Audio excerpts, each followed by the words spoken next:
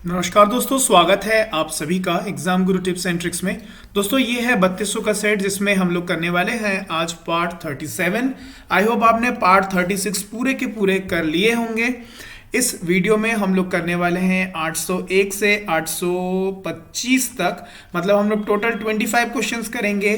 ठीक है, ये जो 25 क्वेश्चंस होंगे ये बहुत ज़्यादा इंपॉर्टेंट है क्योंकि ऐसे ही टाइप के क्वेश्चंस आपके कुछ एनटीपीसी और ग्रुप डी में पूछने वाले हैं। तो तैयार हो जाइए, लेके बैठ जाइए पेन और कॉपी, करने के लिए हो जाइए तैयार। आपके सामने आएगा क्वेश्चन, खुद से ही टाइम सेट करिए 40 सेकेंड। अगर आप 40 सेकेंड के अंदर कर पा रहे हैं बहुत अच्छी बात है, वरना स्पीड बढ़ाइए, प्रैक्टिस करिए क्योंकि इसके बाहर कुछ नहीं आएगा। ठीक है, तो देखो वीडियो में बढ़ने से पहले एक आपके लिए इन्फॉर्मेशन ये है, अगर आप गवर्नमेंट एग्जाम्स की प्रिपरेशन कर रहे हैं, अगर आप अपना क्वांट चेक करना चाहते हैं कैसी आपकी है मैथमेटिक्स, तो आपके लिए अनअकैडमी के प्लेटफॉर्म पे आ गया है मॉक टेस्ट। 13 दिसंबर, 27 दिसंबर और 27 दिसंबर को टाइम यहाँ पर दिया गया है। 4 सेट होने वाले हैं, एक सेट में होगा 25 क्वेश्चन और ये वो क्वेश्चंस होंगे जो पूरे के पूरे एग्जाम पैटर्न पे होंगे। इसको आप अनअकैडमी के प्लेटफॉर्म में इनरोल कर सकते हैं। इनरोलमेंट की जो लिंक होगी वो डिस्क्रिप्शन में गिवन होगी। अगर आप पहली बार अनअकैडमी में कोई कोर्स परचेज कर रहे हैं तो मेरा जो कोड है गुरु टिप्स, इसको अप्लाई कर दीजिएगा। जिसके जैसे ही आप इसको अप्लाई करेंगे आपको इंस्टेंट 10% का डिस्काउंट मिल जाएगा। और सबसे बड़ी बात, ये जो आप टेस्ट दोगे, टेस्ट देने के बाद जो एनालिसिस होगा वो नेक्स्ट डे होगा by India's one of the best teachers for the quant, Abhinay Sharma sir, on the platform of Unacademy. तो बढ़ते हैं हम लगाने 25 को पार। तो आइए शुरू करते हैं। दो संख्याओं का एचसीएफ तथा एलसीएम क्रमशः 3 और 2001 है। यदि एक संख्या 69 है तो दूसरी संख्या ज्ञात करिए। आपको पता है एक formula HCF into LCM which is equal to दोनों संख्या का, अगर एक 69 है यहाँ दिया हुआ है तो दूसरी संख्या क्या होगी, सपोज 100 की, ये होता है। एलसीएम एचसीएफ की वैल्यू दी गई है 3 और 2001। यहाँ देखिए 69 इंटू एक्स की वैल्यू निकालनी है। आइए यूनिट डिजिट से खेलते हैं। 3 और 1, आखिरी में आएगा 3, तो 9 से ऐसा क्या मल्टीप्लाई करूं एक्स में, वो क्या हो जिससे आ जाए 3। यहां देखो 9 और 8 इवन को अगर आप मल्टीप्लाई करेंगे ऑड से तो हमेशा इवन आएगा, मतलब ये हो नहीं सकता है। 7 इंटू 9 मतलब 63, मतलब आएगा 3। जी हाँ, बिल्कुल ये हो जाएगा आंसर। बाकी आपको अगर लेंदी वे में करना है तो 3 इंटू 2001 डिवाइडेड बाई 69 करना, काटा पीटी करना, उसके बाद आ जाएगा 87। इतना सोचना ही नहीं है। बढ़ते नेक्स्ट क्वेश्चन में। P और Q एक साथ काम को 12 दिनों में पूरा कर सकते हैं। P अकेला ही है काम 20 दिनों में करता है, तो उसी काम को Q अकेला कितने समय में पूरा कर लेगा। तो आइए देख लेते हैं। P और Q एक साथ मिलकर किसी काम को 12 दिन में कर सकते हैं। P अकेला उसी काम को 20 दिन में करता है। तो देख लेते हैं इनकी एफिशिएंसी क्या है, इनकी कार्य क्षमता क्या है। तो क्या हो जाएगा ये 60, तो ये इसकी एफिशिएंसी क्या हो जाएगी 5 और इसकी आ जाएगी कितनी 3। अगर P की 3 है, दोनों को मिला के 5 है, तो इसकी वैल्यू क्या हो जाएगी 2 और टोटल काम है 60। Q का पूछ रहा है विद एफिशिएंसी, वो काम करता है 2, तो कितने दिनों में काम को पूरा कर लेगा 30 डेज में। Option number A will be the correct answer. बढ़ते नेक्स्ट क्वेश्चन में। 2 अंकों वाली एक संख्या के अंकों का योग 10 है। या जब अंक आपस में बदल दिए जाते हैं तो संख्या 36 कम हो जाती है। बदली हुई संख्या ज्ञात करिए। देखो 36 कम हो जाती है, ऑप्शन देखो तो। अगर मैं ले लूं 82, देखो 10 आ रहा है दोनों को जोड़ के, अगर मैं इसको बदल दूं मतलब 28, क्या 36 डिफरेंस है? नहीं, ये तो 4 कुछ डिफरेंस होगा, है ना। कितना होगा ये, जो भी है वॉट एवर, आखिरी में 4 आएगा, मतलब ये तो नहीं होगा।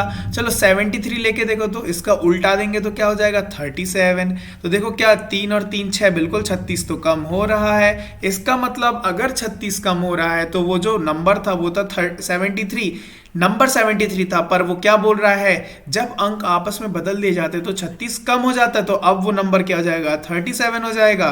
तो बदली हुई संख्या क्या हो जाएगी 37। तो ऑप्शन क्या हो जाएगा, ऑप्शन नंबर सी। नेक्स्ट, एक समबाहु त्रिभुज को इस तरह से बनाया गया है कि त्रिभुज के 2 सिरे वृत्त के व्यास पर तथा तीसरा वृत्त पर लगता है। ठीक है, यदि वृत्त का क्षेत्रफल 48 पाई है तो त्रिभुज की भुजा ज्ञात करिए। देखिए ऐसा एक जो है एक वृत्त है, उसके बीच में जो एक होता है क्या, व्यास, डायमीटर। अब वो बोल रहा है इसमें एक ट्राइंगल बना रहा हूं, एक त्रिभुज जो है समबाहु, समबाहु है, और ये सपोज हो गया उसका क्या, बीच में ये हो गया रेडियस। तो समबाहु बनने के लिए ऐसा एक बन गया, क्यों, क्योंकि बोला है कि त्रिभुज के दो सिरे वृत्त के व्यास पर हो गया और एक वृत्त पर हो गया। ये डायग्राम बन गया। ओके, अब वो बोल रहा है यदि वृत्त का क्षेत्रफल कितना हो, 48 पाई हो। अब यहां ध्यान से देखिए, अगर 48 पाई है, क्या बोल रहा है, क्षेत्रफल। एक काम करता हूं, यहां से मैं रेडियस निकाल सकता हूं क्या, बिल्कुल निकाल सकता हूं। देखिए इसका जो एरिया है वृत्त का वो क्या होता है, पाई आर स्क्वायर, जिसकी वैल्यू दी हुई है 48 पाई। तो देखो पाई से गया पाई, आर की वैल्यू आ गई अंडर रूट ऑफ 48। इसको मैं लिख सकता हूं क्या, 4√3, किसी को कोई दिक्कत नहीं होनी चाहिए, है ना। तो देखो 4√3 आ गई क्या, उसकी ये रेडियस, इसकी ये रेडियस आ गई। ठीक, अब आप मुझे एक बात बताओ, 4√3 अगर रेडियस आ गई, आपको पता है अगर समबाहु त्रिभुज हो तो आपको पता है क्या, ये फॉर्मूला √3/2 इंटू ए, मतलब ए अगर उसकी साइड हो, ये किसके बराबर होता है, रेडियस के बराबर, आर के बराबर होगा। आर मतलब क्या होगा, ये 4√3। अंडरस्टूड। तो यहां से मैं ए की वैल्यू निकाल सकता हूं कि नहीं निकाल सकता हूं, बिल्कुल निकाल सकता हूं। तो देखो तो 4√3/2 इंटू ए किसके बराबर है, 4√3, √3 से गया √3, ये ऊपर गया तो ए की वैल्यू क्या आ गई, 8। ये कितनी आ गई, 8 8 8। आंसर क्या आ जाएगा, option number A will be the correct answer. ठीक है, नेक्स्ट। यदि तीन संख्याएं 3:2:1 के अनुपात में है तो उनके योग का आधा 36 है, तो पूरा कितना हो जाएगा, 72। तो सबसे छोटा योग संख्या का वर्ग क्या होगा, देखो इनको जोड़ लेते हैं, 5 और 6, 6 की वैल्यू अगर 72 है तो 1 की वैल्यू कितनी होगी, 12। सबसे छोटा 1 है तो क्या हो जाएगा, 12। इसका क्या बोल रहा है, वर्ग, इसका वर्ग कितना होता है, 144, ऑप्शन नंबर ए। नेक्स्ट, 13/31, 23/62 और 48/93, इसका क्या बोल रहा है, एलसीएम। जब भी फ्रैक्शन का एलसीएम है एचसीएफ बोले, अगर बोलता है एलसीएम तो न्यूमरेटर का क्या कर लो, एलसीएम कर दो, डिनोमिनेटर का एचसीएफ कर दो। अगर बोलता है इस फ्रैक्शन का एचसीएफ तो न्यूमरेटर का एचसीएफ कर दो, डिनोमिनेटर का एलसीएम कर दो। जो भी बोलता है वो ऊपर वाले के साथ वो करना है। ठीक है, तो देखो ये एलसीएम बोल रहा है ऊपर, ठीक है। एचसीएफ अगर मैं नीचे का देखूं तो 31 होगा, क्योंकि ये 31 multiply by 1, 31 multiply by 2, 31 multiply by 3। तो नीचे हाईएस्ट कॉमन फैक्टर क्या हो जाएगा, 31, लेकिन ये चारों ऑप्शन में है। तो देखो ऊपर का एलसीएम ऑफ 13, 23 एंड 48। तो देख लो, देखो ये और ये तो हो गए क्या, प्राइम नंबर्स। अगर ये प्राइम नंबर है तो अगर दूसरा कंपोजिट नंबर है तो मुझे एलसीएम निकालने के लिए तो सबको मल्टीप्लाई करना पड़ेगा। 13 इंटू 23 इंटू 48 डिवाइड बाई 31 हो जाएगा आंसर। जब आप इसको सॉल्व करोगे मल्टीप्लाई करके तो क्या हो जाएगा, 14 3 52 डिवाइडेड बाई 31। क्या ये ऑप्शन में है, 14 3 52, ये है option number A will be the correct answer. बढ़ते हैं नेक्स्ट क्वेश्चन में। निर्देश, निम्नलिखित सारणी का अध्ययन करें और इस पर आधारित प्रश्नों के उत्तर दें। तो देखो ये वर्ष दिए गए हैं 2011 से 2015 तक। इसमें घरेलू खर्च को डिफरेंट सेक्शंस में बांटा गया है, किराना, किराया, अवकाशा और ईएमआई और टैक्स। ठीक है, तो देखो अवकाश पर औसत वार्षिक खर्च क्या होगा, अवकाश पर मतलब ये जो है इन सब को जोड़ दो और क्या बोल रहा है, औसत मतलब 1 2 3 4 5 से डिवाइड कर दो। तो आओ जोड़ लेते हैं और डिवाइड कर देते हैं 5 से। ये कितना हो गया, 14 17 17 और 5 22 22 मतलब हाँ 22, तो हो गया 0.2 और हाथ में आया 2, तो 2 आया हाथ में तो 10 17 17 17 24 24 17 और 7 24 24 और ये हो गया कितना 30 30 और 5 31 31 1 31 1 राइट 3 4 5 6 7 8 81.2 ठीक है 81.2। अच्छा अब 81.2 जो होगा इसको मुझे किससे डिवाइड करना होगा, इसको नहीं 82 कहां से हो गया, एक मिनट एक बार जोड़ो तो कितना हो गया ये 14 17, अच्छा यहाँ तो 2 आएगा ही, 2 10 17 17 और 24 24 24 24 24 30 30 और 31 1 3 4 5 6 7 8,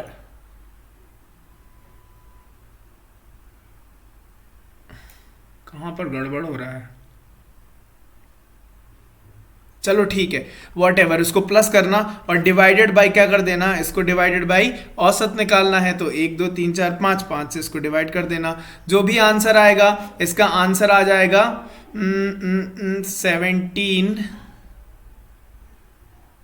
17 पॉइंट कुछ, ये देखो ऑप्शन नंबर डी आ जाएगा राइट आंसर, मैं आपको बता दे, नहीं ऑप्शन नंबर डी नहीं, ऑप्शन नंबर ए आएगा राइट आंसर। ठीक है इसको थोड़ा सा सॉल्व कर लेना, वहां पे कहीं पे कैलकुलेशन मिस्टेक हो रहा होगा। ओके बढ़ते नेक्स्ट क्वेश्चन में। आइए बोल रहा है वर्ष 2014 के लिए ईएमआई किराने का कितना प्रतिशत है, ईएमआई ये 2014 का ईएमआई क्या है 7.4, किसका पूछ रहा है, किससे पूछ रहा है, किराने का कौन है, ये है 58, तो 58 परसेंटेज में कन्वर्ट करने के लिए इसको सॉल्व करेंगे तो 740 डिवाइडेड बाय 58, तो ये कितना निकल के आ जाएगा, ये आपका जब कैलकुलेट करेंगे तो ये निकल के आ जाएगा 12.76 ऑप्शन नंबर 12.76 है किसी में, हाँ option number A will be the correct answer. बढ़ते नेक्स्ट क्वेश्चन में। बोल रहा है वर्ष 2012 का कुल घरेलू खर्च कितना है, 2012 का कुल घरेलू खर्च, तो भैया क्या करो इनको सबको जोड़ दो, इन सबको जोड़ दो और ये क्या है लाख में है तो मल्टीप्लाई बाय 1000 कर देना। हजार में है, ये शायद हजार में है। तो इनको क्या करना है मल्टीप्लाई बाय, आओ ना करके देखते हैं, यहाँ 0.5 है, यहाँ क्या है यहाँ भी 0.5 है, इसका मतलब 0 0 तो होगा ही, तो ये इसको मैं ले लूँगा 6 और इसको मैं ले लूँगा 16, कोई दिक्कत नहीं होनी चाहिए। तो एक काम करता हूँ 23 प्लस 6 प्लस 16 प्लस 15 और प्लस 47, ये बोल रहा है ना, ठीक है तो आओ जोड़ लेते हैं, ये हो गया 12 18 18 और 24 24 27, मतलब आखिरी में 7 वाला ऑप्शन देखो एक ही है, लगा दो आंसर, पूरा नहीं सॉल्व करना है। ठीक है आखिरी में ये 1 2 3 हजार में होगा, ये शायद हजार में मल्टीप्लाई कर दो, एक क्वेश्चन थोड़ा सा छूटा हुआ है यहाँ पे, शायद हजारों में है ये। ठीक है नेक्स्ट क्वेश्चन की तरफ बढ़े, आइए। ओके नेक्स्ट क्वेश्चन देख लेते हैं क्या बोल रहा है, यदि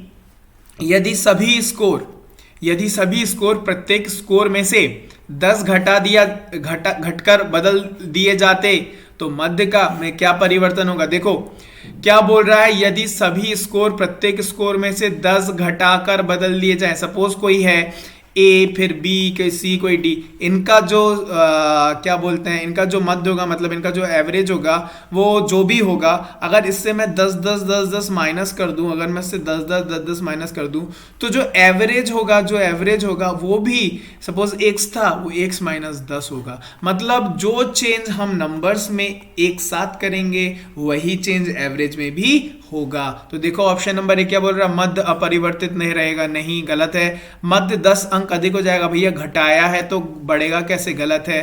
मध्य 10 अंक कम हो जाएगा, ऑप्शन नंबर सी हो जाएगा करेक्ट आंसर। बढ़ते नेक्स्ट क्वेश्चन में।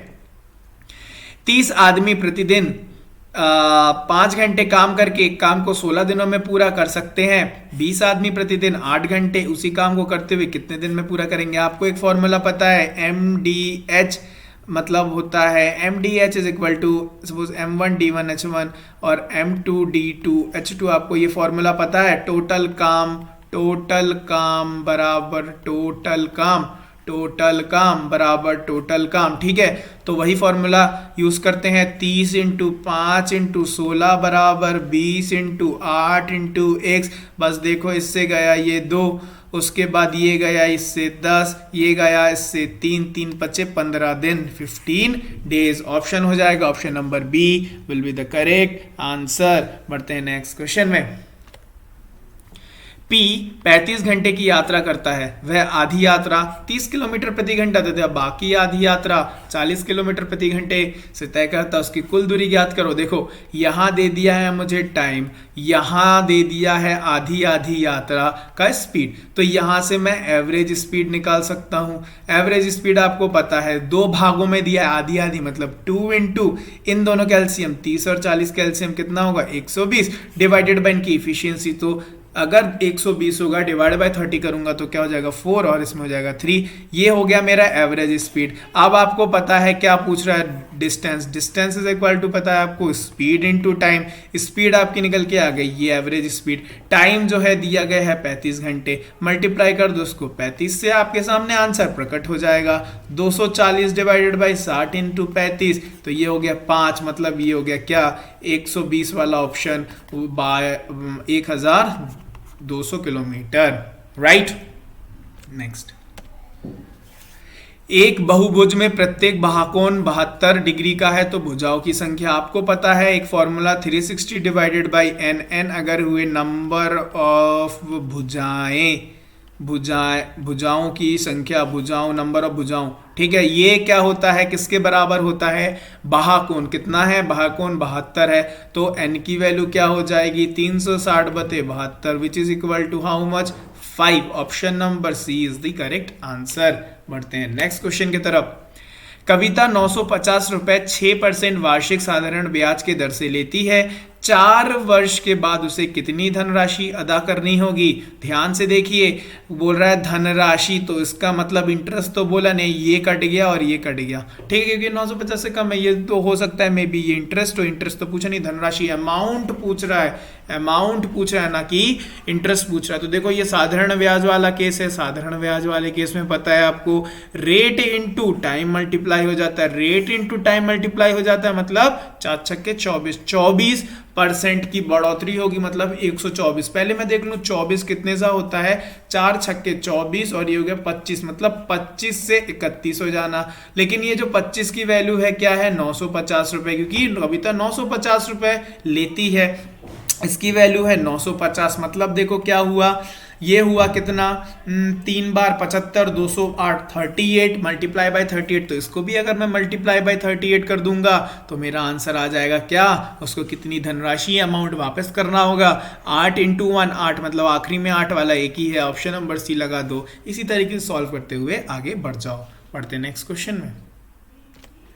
क्वेश्चन कह रहा है निम्न तालिका कुछ वर्षों तक के लिए किए गए एक कंपनी का व्यय लाखों रुपए में प्रत्येक वर्ष के रूप में दिया गया है। ये देखिए ये सारे लाखों में है, खर्च का ये ब्यौरा है जिसमें वेतन, ईंधन और परिवहन, बोनस, ऋणों पर ब्याज और कर के वाले में दिया गया है। वर्ष दिया गया 98, 99, 2000, 2001, 2005। 5 वर्ष की कहानी यहाँ पे बताई गई है। तो क्या पूछ रहा है 2001 के दौरान वस्तुओं पर कंपनी का कुल खर्च 2001 के दौरान, मतलब ये वाली कहानी टोटल पूछ रहा है, तो टोटल के लिए इन सबको जोड़ दो, इन सबको अगर आप जोड़ दोगे आपका आंसर आ जाएगा। आंसर होगा ऑप्शन नंबर डी 5970.8 लाख, ठीक है। ये जो है ये पॉइंट इधर आएगा, ऐसा होगा 597.08 lakh. Option number D will be the correct answer. Next question, सभी वर्षों के लिए करों पर कुल व्यय के साथ क्रमशः सभी वर्षों के कुल बोनस के बीच का अनुपात। तो कुल व्यय ये हो गया 83 plus 108 plus 74 plus 88 plus 98 divided by किसके पूछ रहा है, क्रमशः किसके, सभी वर्षों की कुल बोनस की वैल्यू दी हुई है ये, तो डिवाइड कर दूं 3 प्लस 2.52 प्लस 3.84 प्लस 3.68 प्लस 3.96, जो भी वैल्यू आएगा। तो देखो जब आप इसको सॉल्व करोगे ऊपर आ जाएगा 451, है ना, एक ही आंसर है, लगा दो इसको, डिवाइड बाय 17 आ जाएगा। Option number C will be the correct answer. बढ़ते नेक्स्ट क्वेश्चन में। बोल रहा है ईंधन और परिवहन के रूप में व्यय 2001 के वेतन पर खर्च का कितना प्रतिशत है। 2001 की कहानी बताई गई है, तो 2001 की कहानी ये है, ईंधन और परिवहन पर व्यय, ईंधन और परिवहन ये है 2001 में है 133। किस पर बोल रहा है, व्यय पर। व्यय कितना दिया गया है, नहीं रुपए पर, व्यय वर्ष के वेतन पर खर्च, वेतन पर खर्च, वेतन कितना है 336 है, ठीक है। इसका प्रतिशत पूछ रहा है, तो देखो अगर इसका 10% है 33.6 होगा। 33.6 अगर होगा, अगर मैं बोलूं 40%, देखो तो मल्टीप्लाई बाय अगर 4 करता हूं तो देखो 3 चरी 120 हुआ और 3 छक्के 4 चरी 16, मतलब ये कुछ जाएगा, मतलब जो है ये कुछ आसपास जाएगा, 40% कुछ जाएगा, वही 130, 133 से थोड़ा सा ज्यादा जाएगा, हल्का सा ज्यादा जाएगा। इसका मतलब 133 क्या होगा 39 पॉइंट समथिंग। देखो एक ही ऑप्शन है, बस ऐसे करके अंदाजे से लगाओ। देखो ऑप्शन कितने दूर दूर हैं, ज्यादा पास भी नहीं है ना। चलिए नेक्स्ट क्वेश्चन, सॉल्व करने की कोई जरूरत नहीं है, सरल कीजिए। देखिए ये इक्वेशन दिया गया है, बस इसको क्या करो, उसको ब्रैकेट के अंदर इंट्रोड्यूस करा दो, तो 5x² plus 10x plus 4x, तो ये क्या हो जाएगा 5x² प्लस 14x। कौन से ऑप्शन में है, option number D is the right answer. बढ़ते नेक्स्ट क्वेश्चन में। क्वेश्चन क्या बोल रहा है, एक फ्लास्क में 2 छिद्र हैं। चलिए पहला छिद्र फ्लास्क को 9 मिनट में खाली कर सकता है, दूसरा छिद्र फ्लास्क को 16 मिनट में खाली कर सकता है। यदि रिसाव एक निश्चित दर से हो रहा हो तो दोनों छिद्रों में के द्वारा फ्लास्क कितने देर में खाली हो जाएगा। देखो एक फ्लास्क की कहानी बताई गई है, दोनों फ्लास्क अगर एक साथ काम करते हैं तो बोल रहे कितने देर में खाली हो जाएगा। सपोज फ्लास्क एक ए है और एक दूसरा बी है, ये खाली कर सकता है 9 मिनट में, ये खाली कर सकता है 16 मिनट में। अगर इनकी एफिशिएंसी की बात करें, चले यहाँ पे अगर इनकी एफिशिएंसी निकाल, इनकी एलसीएम निकाल देते हैं। एलसीएम इसका हो जाएगा 16 into 19, ठीक 16 into 9, ठीक है। तो ये क्या यहाँ पे हो जाएगी इसकी एफिशिएंसी 16 और इसकी हो जाएगी क्या, इसकी एफिशिएंसी हो जाएगी 9। अगर इसकी 9 और 16 माइनस 9 मतलब एक साथ काम करेंगे तो ये क्या काम करेंगे 25 से घटाएंगे। तो देखो ना ये करेंगे तो 16 into 9 कितना होता है 144, डिवाइडेड बाय 25 करो तो देखो तो कितने जल्दी वो लोग घटा देंगे। 25 वाले ऑप्शन कितने हैं, सारे ही हैं 25 वाले। तो देखो ये क्या जाएगा 4 बार 5 बार जाएगा, ठीक है। अगर 6 बार जाता तो कितना हो जाता 150 जाता। तो देखो ना एक ही वाला ऑप्शन है 5 वाले में, option number D is the right answer. हो गया आंसर, पूरा सॉल्व करने की कोई जरूरत नहीं है। बढ़ते हैं नेक्स्ट क्वेश्चन में। नेक्स्ट क्वेश्चन क्या बोल रहा है, ज्योत्सना एक स्थान से चलकर उसी स्थान में वापस आने में 4 घंटे 30 मिनट का समय लेती है।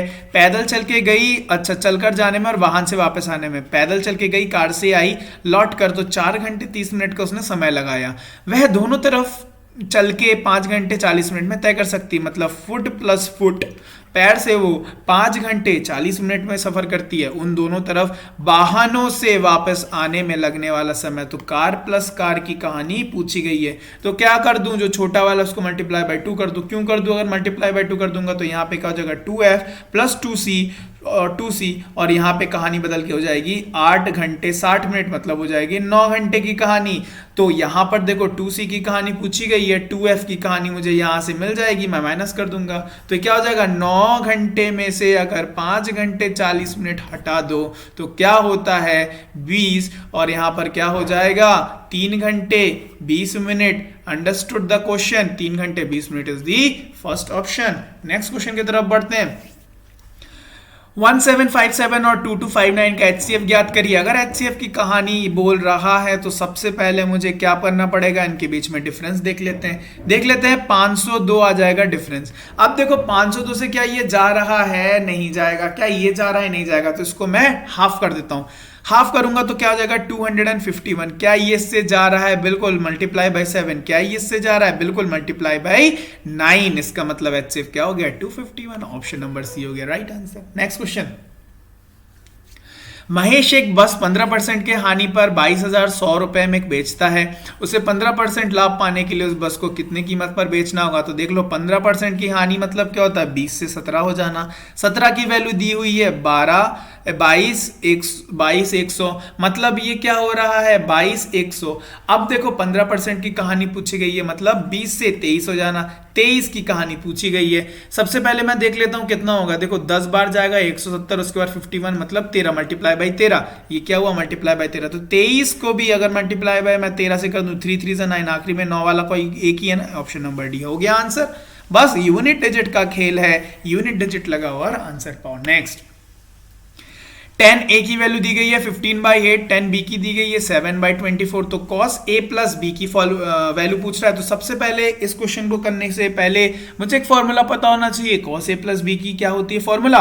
तो क्या होता है? cos a cos b minus, अगर प्लस हो तो यहाँ पे हो जाता minus sin a sin b। ये हो गया फॉर्मूला। आइए अब सारे वैल्यूज बना लेते हैं डायग्राम बना के, तो देख लेते हैं। तो अगर ये हुआ a तो होगा 10 मतलब 7, तो इसका मतलब होगा 5, और ये होगा 8 तो ये होगा क्या? 17। आपको पता है क्या? 15 17 8 ये होता है एक क्या? ट्रिपलेट। और यहां देखो 7 24 मतलब एक होगा 7 24 25। ये ट्रिपलेट बिल्कुल आपको मुंह जबानी याद होने चाहिए। देख रहे हो ना कितना इसका इंपॉर्टेंस है। तो आइए देख लेते हैं। यहां पर अगर 10b की बात करूं तो यहां पर हो जाएगा, ये हो जाएगा 7, ये हो जाएगा 24 और ये हो जाएगा 24 और ये हो जाएगा 25। Understood the concept? Okay, now solve करते हैं। सो cos a की वैल्यू अगर मैं बात करूं, cos a की वैल्यू तो यहां पर क्या हो जाएगी? 8/17, कोई शक नहीं होना चाहिए। और cos b की वैल्यू देखो तो cos b की वैल्यू क्या हो जाएगी? तो क्या हो जाएगी? 24/25। ठीक, अच्छा अब यहां माइनस में साइन ए की वैल्यू देखो तो साइन ए की वैल्यू यहां देखो तो साइन ए की वैल्यू क्या होगी? 15/17। ठीक, और यहां पर साइन बी की वैल्यू क्या होगी? साइन बी की वैल्यू होगी 7/25। ठीक है, हो गया। बस वही करना था। यहां देखो, यहां और यहां क्या है? मल्टीप्लाई दोनों का सेम है। तो यहां मतलब सेम वाला देखो, ये सारे सेम है मतलब नीचे होगा 425, परंतु ऊपर मल्टीप्लाई करके देख लेते हैं। चलिए आइए देखते हैं। यहां 8 और अगर मैं 4 8 4 8 32 मतलब आखिर यहां पे आएगा 2 और यहां पे आएगा 5 35 मतलब यहां पर आएगा 5 मतलब देखो यहां से यहां तक जाना है, माइनस करना है। इसका मतलब अगर इसको मैं 12 ले लेता हूं तो यहां पर मुझे 7 मतलब आखिरी में 7 वाला ऑप्शन कौन से है? ये भी है और ये भी है। चलिए कोई बात नहीं, मल्टीप्लाई करके देख लेते हैं। तो इसको जब आप सॉल्व करेंगे तो ऊपर आ जाएगा 87। Option number A will be the correct answer. Next, निम्न में से कौन सा आरोही क्रम में है? नंबर्स हैं 2/3, 5/6 और 3/4। मैंने आपको बताया था अगर इनके बीच में डिफरेंस सेम हो तो जो बड़ा दिखे वो बड़ा और जो छोटा दिखे वो छोटा। बड़ा कौन दिख रहा है? ये सबसे बड़ा, इसका मतलब 5/6। उसके बाद कौन बड़ा दिख रहा है? ये वाला, मतलब 3/4। उसके बाद कौन दिख रहा है? 2/3। ये कौन से ऑर्डर में है? देखो तो ये कौन से ऑर्डर में है? 5/6, 3/4, 2/3। Option number C is the correct answer. Next, आज का आखिरी क्वेश्चन। दो संख्या का अनुपात 2:5 है तथा HCF 18 है, तो LCM ज्ञात करिए। देखो इसके बीच में भी HCF क्या दिख रहा है? 1 है। 1 की वैल्यू क्या है? 18। अगर 1 की वैल्यू 18 है तो नंबर्स पता कर लेते हैं। तो ये होगा 18 × 2 मतलब 36 और 18 × 5 मतलब 90। अगर ये 36 है और ये 90 है, इनका बीच में LCM क्या होगा? देखो इसको बढ़ाओ तो ये तो कट नहीं रहा, इसको बढ़ाओ तो 180। क्या ये 180 से जा रहा है? बिल्कुल 5 बार, और ये तो जा ही रहा है 2 बार। तो LCM क्या हो जाएगा? 180। Option number A will be the correct answer. तो दोस्तों ये थे 25 क्वेश्चन। आई होप आपने सारे क्वेश्चन सॉल्व कर लिए होंगे और 25 आउट ऑफ 25 आपने स्कोर किया होगा। अपना स्कोर जरूर कमेंट सेक्शन में शेयर करिएगा। और अगर आप इसका PDF प्राप्त करना चाहते हैं, डिस्क्रिप्शन में होगा टेलीग्राम ग्रुप का चैनल, टेलीग्राम ग्रुप का लिंक, ठीक है, वहां से जाइएगा और ग्रुप को जल्दी से ज्वाइन कर लीजिएगा, क्योंकि वहीं पर आपको उसका PDF मिलता रहता है और बहुत सारे इन्फॉर्मेशंस, एडिशनल इन्फॉर्मेशंस वहां आपको मिलती रहती है। तो अगर आपको ये वीडियो पसंद आए तो वीडियो को लाइक करना, दोस्तों के साथ शेयर करना, और अगर आप exam Guru tips and tricks में नए हैं तो चैनल को सब्सक्राइब करना मत भूलना। मिलते हैं आपसे नेक्स्ट वीडियो में, तब तक के लिए bye bye and have a nice day.